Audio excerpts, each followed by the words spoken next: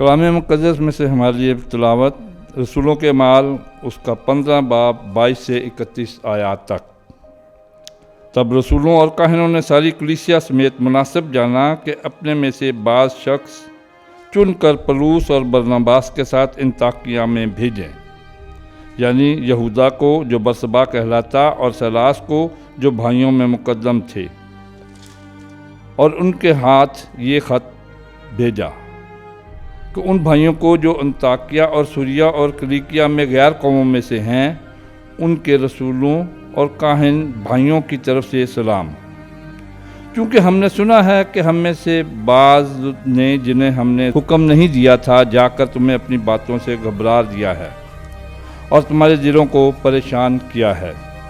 اس لیے ہم نے ایک دل ہو کر ان سب سمجھا کہ بعض آدمیوں کو چنیں اور اپنے معززین برناباس اور پولس کے ہمراہ تمہارے پاس بھیجیں۔ یہ دونوں ایسے آدمی ہیں جنہوں نے اپنی جانیں ہمارے خداوند یسوع مسیح کے نام پر نثار کر رکھی ہیں۔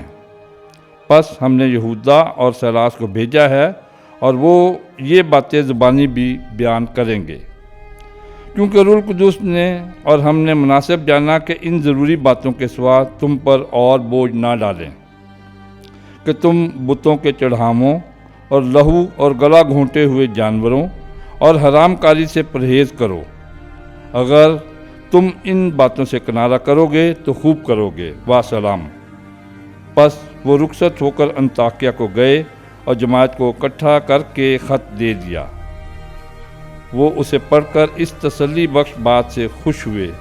کلام مقدس کا پڑھا اور سنا جانا ہم سب کے لیے باعث برکت ہو۔ خداوند کا شکر ہو۔